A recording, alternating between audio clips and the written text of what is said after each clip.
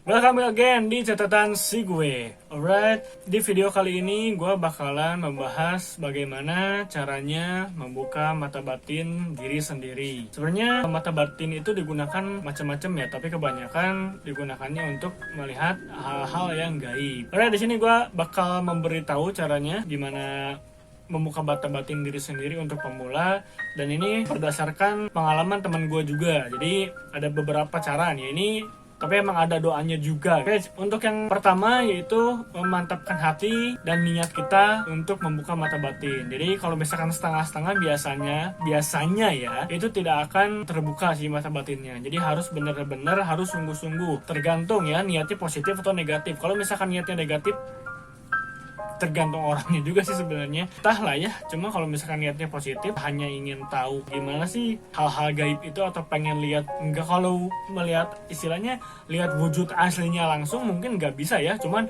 kalau misalkan merasakan, atau ya mungkin kalau misalkan udah dibuka mata batinnya kelihatannya samar-samar, mungkin ya ini yang dirasain temen gue ya, itu kelihatannya samar-samar, jadi nggak full. Misalkan ada kunti ya kelihatannya kuntilanak nggak kayak gitu, jadi kayak istilahnya kayak hologram. Yang kedua yaitu bangun sebelum matahari terbit ya. Jadi diusahain sebelum azan subuh kumandang itu harus sudah bangun. Hal ini bertujuan untuk melihat si matahari terbit ya. Jadi emang ya diusahain bangun sebelum subuh ya. Kalau bisa sih sebelum subuh tahajud dulu gitu kan. Jadi sekalian ibadah juga gitu. Yang ketiga, membaca surat Al-Ikhlas sebanyak-banyaknya. Jadi setelah bangun sebelum subuh ya, sebelum subuh misalkan kalian bangun sekitar jam 4 atau jam setengah 4 mungkin atau sesudah tahajud, itu membaca surat Al-Ikhlas sebanyak-banyaknya. Jadi nggak usah dipatok, oh harus 100 kali, nggak usah. Pokoknya sebelum adzan subuh berkumandang kalian membaca surat Al-Ikhlas tersebut sebanyak-banyaknya ya. Pokoknya gimana kalian lah, kalau misalkan kalian udah capek ya udah berhenti dulu aja gitu. Kalau misalkan kalian capek setelah membaca surat Al-Ikhlas sebelum adzan subuh, itu istirahat dulu sebentar. Nanti setelah adzan subuh pas matahari terbit itu baca lagi surat Al-Ikhlas. Pokoknya jangan dipatok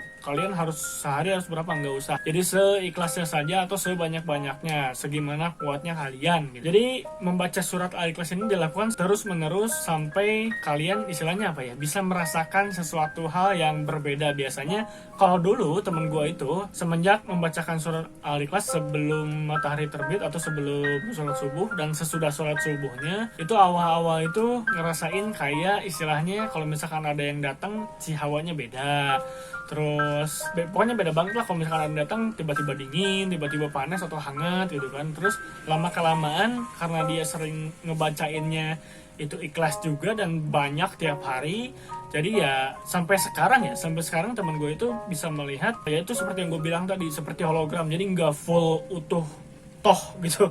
Kalau misalkan toh langsung full itu ya mungkin ya entah lah ya, mungkin itu bener-bener apa ya, bener-bener niat banget ya, maksudnya dia bersungguh-sungguh untuk beribadah kepada Allah, dan memang tujuannya ya dipakai buat positif juga gitu. Kalau misalkan negatif ya entah lah ya. Nah, yang selanjutnya itu perbanyak sedekah ya. Jadi berbanyak berbagi dengan siapa saja ya kan. Sedekah tuh nggak cuman kita ngasih duit ke orang, tidak ya kan, macam-macam. Itu nolong orang pun jadi sedekah gitu. Nah, ini yang terakhir yaitu wirid ya. Wirid membaca salawat 100 kali, membaca istighfar 100 kali, dan surat Al-Fatihah 100 kali setiap malamnya. Makanya kalian lakuin itu tiap hari dan diniatkan ingin membuka mata batin untuk hal-hal yang positif ya. Jadi intinya kalian harus bersungguh-sungguh aja itu. Jadi niatnya tuh bener-bener. Nah, untuk doanya sendiri nanti bakal gue tampilin di sini.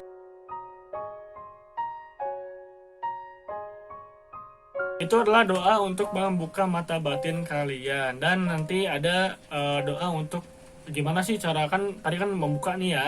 Ini adalah doa untuk menutup mata batin kita.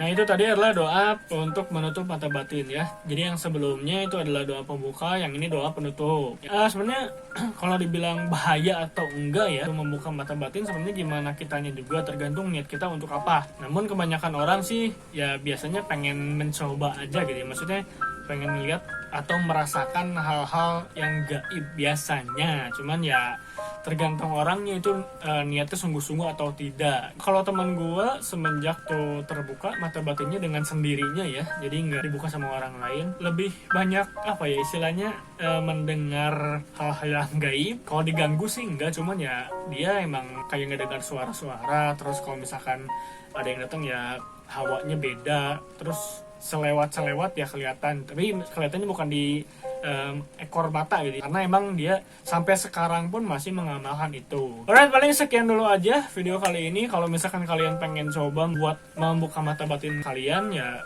monggo, cuman ya untuk resikonya ditanggung sama diri sendiri tentu saja ya. Oke, paling sekian dulu aja video kali ini, sampai jumpa di next video, bye.